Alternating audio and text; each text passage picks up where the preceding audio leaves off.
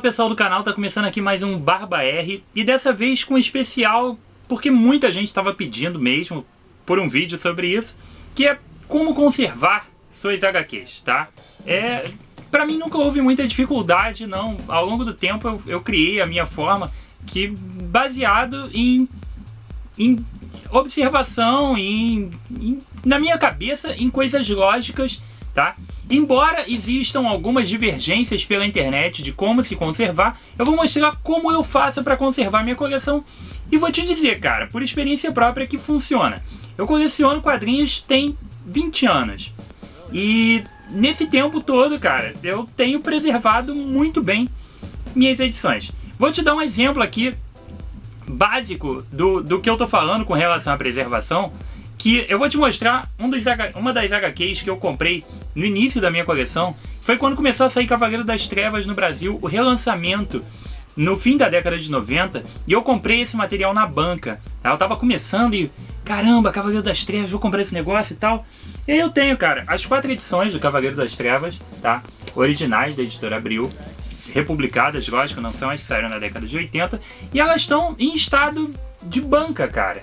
Se eu abrir elas aqui, elas estão zero bala, porque eu comprei e enfiei dentro do saco plástico e depois guardei de uma forma adequada, tá? Então, algumas coisas básicas que na minha cabeça são muito lógicas para se preservar a revista realmente funcionam, beleza? Então, cara, a primeira coisa que pra mim é a mais lógica de todas é manter a revista em saco plástico, tá? Isso é uma coisa que gera discussões na internet.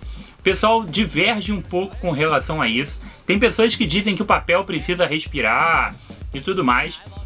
Só que não é que eu vá discordar dessa argumentação, tá? Mas por questões práticas, por questões de eu observar o resultado, tá, de 20 anos de experiência nisso, e não só de observar minha própria coleção, mas de observar, por exemplo, em filmes, quando a gente vê colecionadores de quadrinhos em filmes, em seriados, nos Estados Unidos, geral bota o quadrinho dentro de saquinho plástico. Quando a gente vê ali aquele programa da Loja de Penhores, cara, eu me amarro naquele programa, esqueci completamente, Trato Feito. Quando eles chegam com alguma coisa rara, seja um card, uma assinatura, ela geralmente está embalada em alguma coisa, porque isso vai preservar, tá? Do mesmo jeito que eles dizem que precisa respirar, eu também digo que o oxigênio é perigoso, cara. O oxigênio é que deteriora as coisas. E não é só o oxigênio. Existem outras coisas que podem deteriorar. Mas continuando aqui rapidinho ainda no saco plástico, existem várias outras coisas que a gente vê, como eu disse, em embalagens para proteger o objeto. Por exemplo, os cards de beisebol lá nos Estados Unidos, muito famosos. Existem aquelas capinhas, esses sleeves, que você bota o card ali para proteger. Eu tenho cards do Battle Scenes da Marvel e de vários outros sites que eu coleciono cards. Coleciono tudo também. Eu coleciono cards e meus cards ficam todos guardadinhos em plásticos e são muito preservados. Eles ficam realmente em estado de novo, mesmo depois de muitos anos. Tá? Essa argumentação de que o papel precisa respirar, ela até tem sentido, mas também, cara, eu acho que é mais válido você deixar ele ali confinado, porque convenhamos que no vácuo existe uma grande chance do negócio não ter problemas, né? Tanto que alimentos conservados a vácuo e tudo mais, que estão dentro do saco plástico a vácuo, eles têm uma durabilidade muito maior. Então não que eu vá criar um vácuo completo dentro de um saco plástico desses. Não, eu tento tirar o máximo de ar possível quando eu embalo. Mas eu acho que o plástico, cara, por ser justamente um elemento que não degrada, ou que demora muito tempo para degradar naturalmente, ele te oferece uma proteção real para a revista. E aí vai além de simplesmente a deterioração do papel, tá? Existem vários outros elementos que vão ser extremamente nocivos para suas revistas. Entre elas está, cara, o manuseio. Porque a sua coleção, conforme ela vai crescendo, e não só o fato dela crescer, mas até de você precisar procurar alguma coisa e tudo mais, você mexe na sua coleção. Existem coisas que eu realmente não mexo há muito tempo. Muito tempo que eu digo anos, que eu não boto nem a mão. Mas eu sei que elas estão ali quietinhas, mas em algum momento eu precisei trocá-las de lugar, mudá-las de acondicionamento. E esse tipo de coisa, esse manuseio, além do próprio manuseio de você pegar e sem querer às vezes uma página ou a capa dá aquela dobradinha e você danificar o material, você ainda tem o próprio suor e óleos e gordura da mão que também vão ajudar a oxidar o material, tá? Isso pode estar parecendo um pouco dramático e drástico, mas a longo prazo todas essas coisas vão fazer diferença sim, tá? E eu sou um cara que tem uma coleção que eu posso te dizer que 99% da minha coleção, sem sombra de dúvida, assim, com total segurança, estão em perfeito estado. Elas estão em estado praticamente de banca. Vou dar 99% porque tem coisas que eu comprei. Eu comecei a colecionar tem 20 anos, mas eu tenho edições que são mais velhas do que eu, que tem mais de 33 anos. São edições do início dos anos 80 até fim dos anos 70. Então eu não consegui pegar, lógico, em estado de banca, até porque não houve uma conservação adequada até esse momento. Mas a partir do momento que eu peguei para agora, eu te garanto que ela praticamente não foi alterada. E quando eu peguei, eu já peguei ela no melhor estado possível.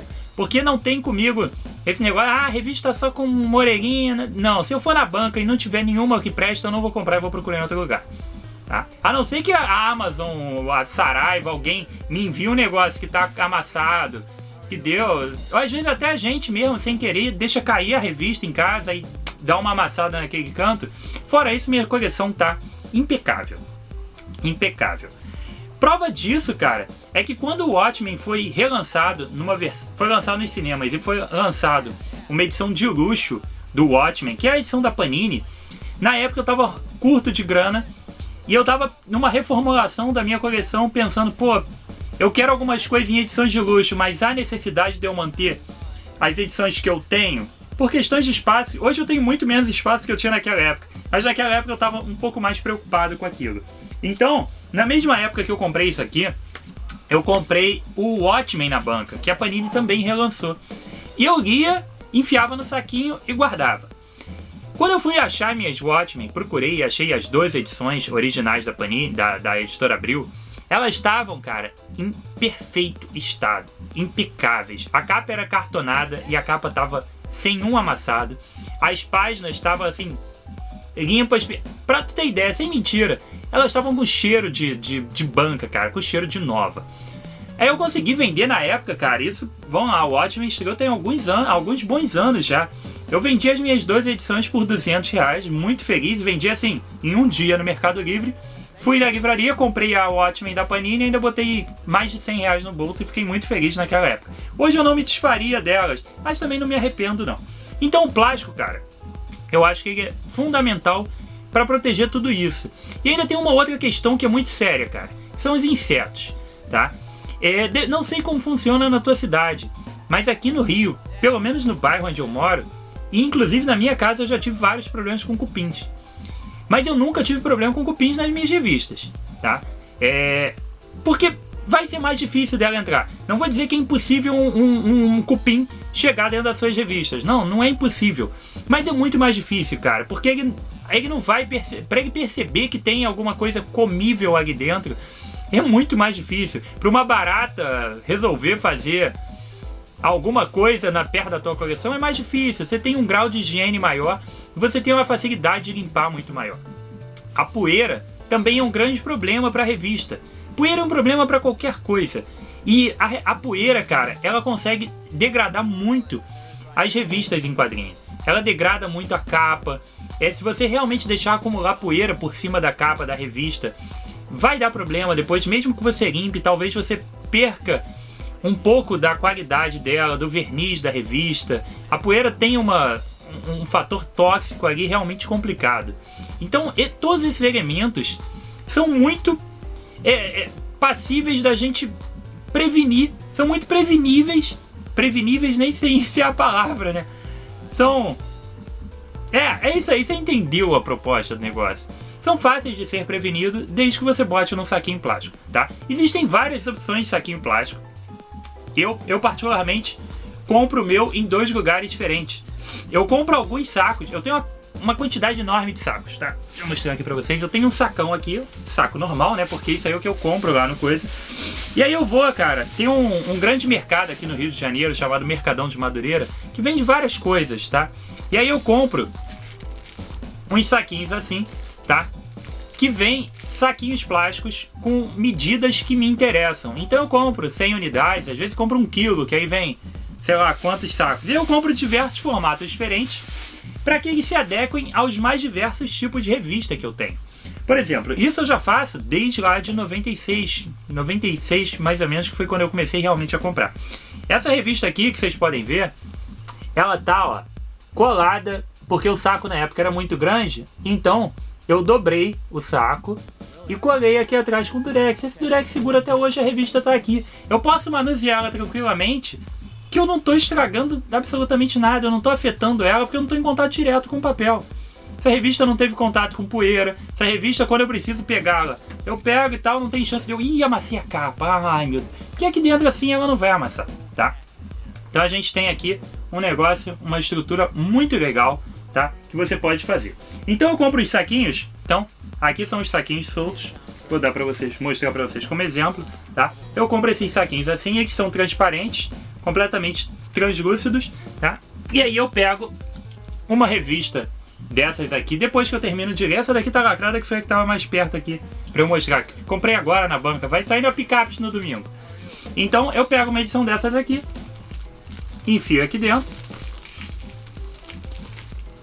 dobro a pontinha, passo o durex e vai pra prateleira, entendeu?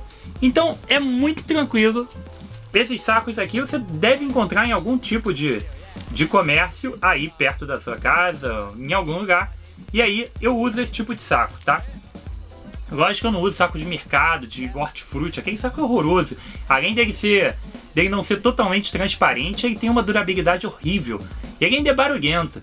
Aquilo é uma coisa horrorosa, tá? Então eu uso um saco que eu acho que tem uma qualidade legal, ele é grossinho e tudo mais.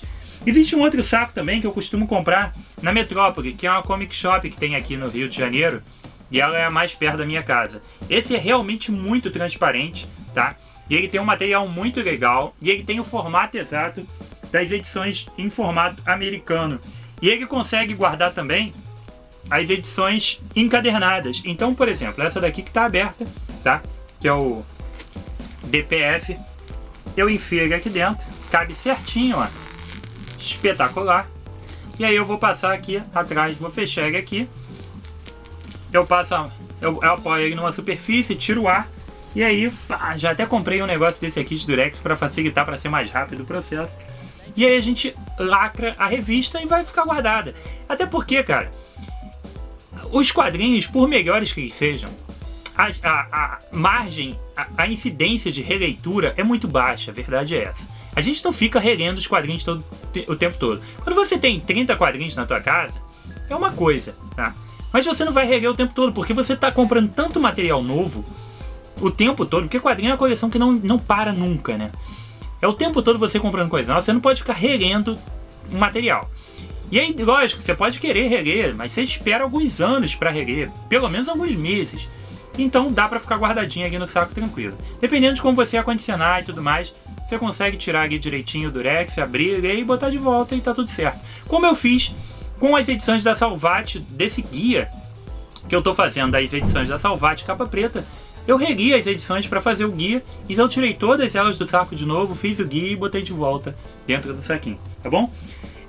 Ainda questionando a questão do saco plástico, se ele realmente é útil ou não, eu vou te dar as provas factíveis, cara, as provas verídicas da real utilidade do saco, tá? Primeira coisa, quando você compra muitas das edições da Panini, ou de qualquer uma dessas, seja um mangá da JBC, alguma coisa, geralmente quando eles são mais caros, eles vêm como? Lacrados no saco plástico. Por quê? Porque aquele é um material que eles querem perder o mínimo possível por ser mais caro, tá? E realmente eles perdem menos. Porque quando você vê as edições mensais normais, as fininhas, que custam 7 e pouco e tudo mais, elas não vêm com nenhum tipo de acondicionamento plástico em volta. E você vê muitas delas destruídas na banca. E é muito mais difícil dos jornaleiros ignorantes destruírem. Gente, não estou dizendo que eles são burros, que eles são mal educados, nada disso não. É que eles não têm o discernimento de que aquilo, existe um valor agregado àquilo para colecionador. A maioria deles, infelizmente, não tem essa visão, tá? Quando você vê essas revistas, elas, as mais caras, as da Vertigo, os encadernados mesmo, de capa cartão, eles estão em saco plástico. É óbvio. Porque o manuseio das pessoas na banca vai estar sendo protegido contra isso. Contra uma série de ações, até de molhar, cara. Isso é uma coisa que eu esqueci de falar. O saco plástico impede que a revista molhe. Vai que por acaso acontece um acidente, tu derruba uma água, estoura um negócio. Pode acontecer, cara. Pode aparecer uma goteira do nada no teu teto e em cima da tua revista. Se tá no saco plástico, isso aí vai ser resolvido, tá? Então, a gente vê qualquer edição, a gente compra uma Salvat dessas, uma Eagle Moss, ela vem com saco plástico, cara. É óbvio. Tá? Isso é o básico, porque vai proteger a capa de arranhão, vai proteger de um monte de coisa. E tão prova disso que você pode ter alguma revista na sua casa, como eu tenho, que tá lacrada há um tempão e tu nunca leu porque tu comprou e ela tá presa lá, tá parada lá. E ela vai estar em perfeito estado. Quando você abrir pra ler, provavelmente ela vai estar com cheiro de nova, mesmo você estando com ela há 3 anos na prateleira. Você não tem nenhuma há 3 anos? Cara, eu devo ter até a mais que isso, coisa aqui que eu nunca abri. Faz parte. Isso é vida de colecionador que compra muita coisa, tá? E aí, às vezes, você compra material aí que você passa numa banca, não sei se acontece com vocês aí na cidade de vocês, mas aqui no Rio, de vez em quando, você passa em algum jornaleiro e tu olha uma revista assim, que tá na banca ali há uns 6 anos. Sério, cara, sério. Não tô de sacanagem, não. Essa semana eu comprei uma revista, cara, que ela deve ter pelo menos uns 6 anos. Foi um Justiceiro Anual número 2. Ela tava lacrada, então ela tava praticamente intocada ali dentro da banca. O cara me vendeu por R$5, ela custava na época R$18,90. Aí falou, qualquer coisa que você quiser é R$5. Eu peguei e ela tava lacrada desde aquela época. Então a ação do tempo foi praticamente zero com a revista. Esse tipo de coisa realmente vai fazer muita diferença, tá? Então o saco plástico é comprovadamente uma coisa que vai proteger a sua coleção, sim, tá? Com certeza. Existem mais alguns pequenos detalhes, tá? Com relação a você acondicionar depois de botar no saquinho plástico. As revistas em capa dura, os encadernados, o ideal é que eles fiquem em pé. Eu sei que às vezes não existe espaço para isso e tudo mais, mas o ideal realmente é que eles fiquem em pé. As questões do tipo de papel, do peso enorme que tem esses encadernados, essa compressão sim é ruim para a revista. E pode realmente deformar papel, criar alguns problemas para você, papel grudar mesmo, por causa dessa compressão enorme quando você vai acumulando esses capa duras, que eles são muito pesados. Então o ideal é que você coloque o capa dura em pé, até porque ele fica muito mais bonito em pé. Lógico, a ideia é proteger, mas a ideia dele é que ele fique em pé, ele é feito para isso. Um outro detalhe que a gente... Aí o capa dura está resolvido. As revistas mensais, eu deixo elas deitadas mesmo, tá? A única coisa que eu tomo cuidado para fazer, isso é uma coisa que particularmente eu nunca vi ninguém fazendo. Isso foi uma coisa que também por experiência própria, com o passar dos anos eu desenvolvi isso. Pode ser que todo mundo faça e eu acho que eu fiz primeiro e não é. Sabe quando você pensa um negócio e fala, tive a ideia brilhante, aí no dia seguinte tu vê que todo mundo pensou a mesma coisa? É isso aí. O que eu faço? Eu pego as minhas revistas mensais e vou colocando elas em sentidos contrários. Eu boto uma de cabeça para cima e uma de cabeça para baixo. E aí eu vou numerando elas assim nessa ordem. E por que eu faço isso? Por causa da parte do grampo. Eu reparei que quando você coloca elas todas no mesmo sentido, com o passar do tempo, o lado que está com o grampo se deforma, porque ele é um lado mais alto do que o lado sem o grampo. Aquele lado ele se mantém na pilha que você botou, e o lado sem o grampo ele afunda com o passar do tempo por causa do peso, ele acaba cedendo. E aí um lado cedendo e o outro não, você acaba criando uma deformação na revista mesmo, que aí depois para você tirar, cara, se você conseguir tirar, é muito mais complicado.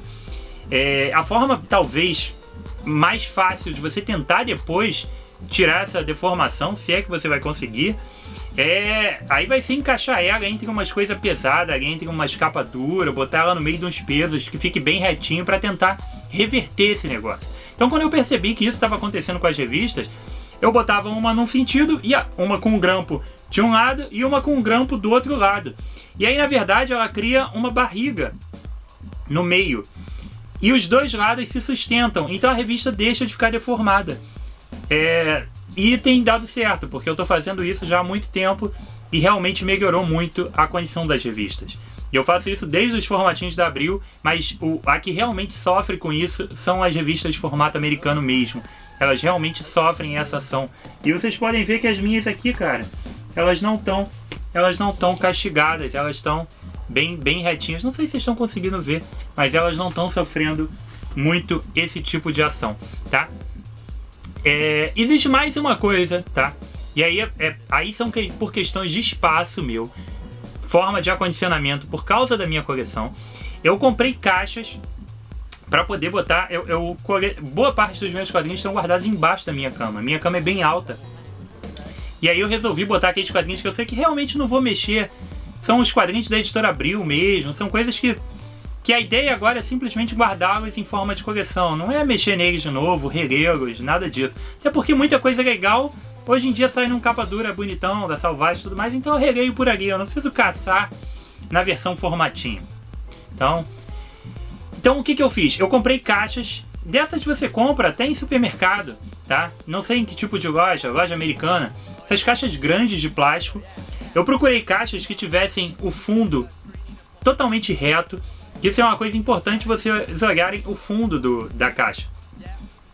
Porque a caixa, se ela não for totalmente reta no fundo, às vezes ela tem algumas elevações, alguns relevos, que com o tempo vão destruir sua revista, tá?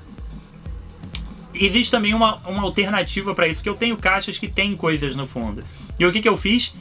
Eu coloquei alguma coisa reta embaixo. Eu comprei um isopor, recortei no formato do fundo da caixa e botei ali para as revistas ficarem em cima, o isopor ser deformado e não as revistas. Botei alguma coisa descartável, dura ali embaixo, que pudesse segurar e manter as revistas por cima. São coisas que dá para ser feito, entendeu? Mas o geral da minha coleção está nesse formato de caixa, que é uma caixa bem legal, que ela é muito grande. Ela tem uma tampa que fecha mesmo, então evita de que outras coisas entrem ali além da poeira, né? Que é sempre um problema de você às vezes abrir ali a tua caixa. Tu guarda numa caixa de papelão. É certo que vai dar ruim, cara. Vai dar merda isso. Não guarda as revistas numa caixa de papelão.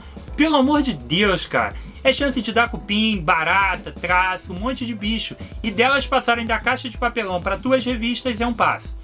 Plástico, cara. Plástico. É fácil de tu limpar. É fácil de tu conservar. Não estraga.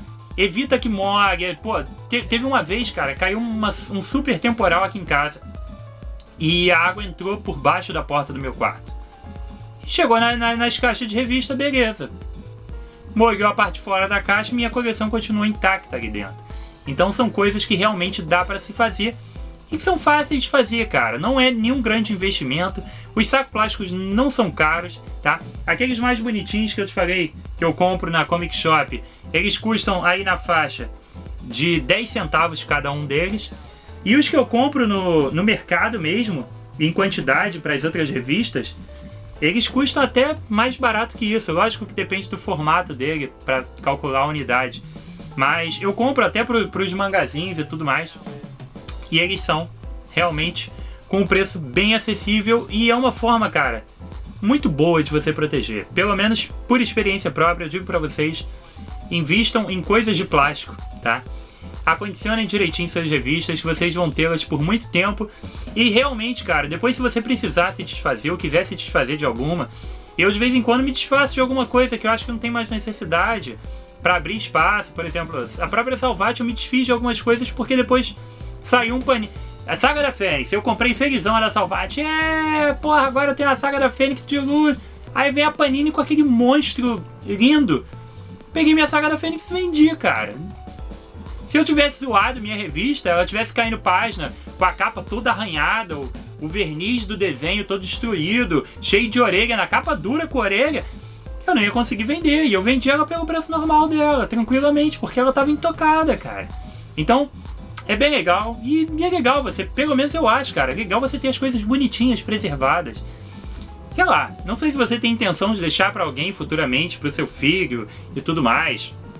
Se você tem intenção futuramente em vender, eu tenho basicamente a intenção de ter a satisfação de ter uma coisa que eu gosto tanto preservada. Eu investo tanto dinheiro, tanto tempo nesse negócio, que eu não quero que o negócio fique estragado. Acho que é um pensamento básico também meu, tá? Então, espero que vocês tenham curtido isso daí, porque realmente, cara, não tem muito mistério. É isso que eu faço e eu acho que dá certo, beleza? Então espero que vocês tenham gostado, espero que tenha sido isso que você estava esperando do vídeo. E qualquer dúvida põe aí, que eu tento tirar pra vocês, tá bom? Então foi isso aqui, um um Barba R especial, como conservar suas revistas em quadrinho, tá? E aí até o próximo programa, daqui a pouco sai um programa novo. Valeu!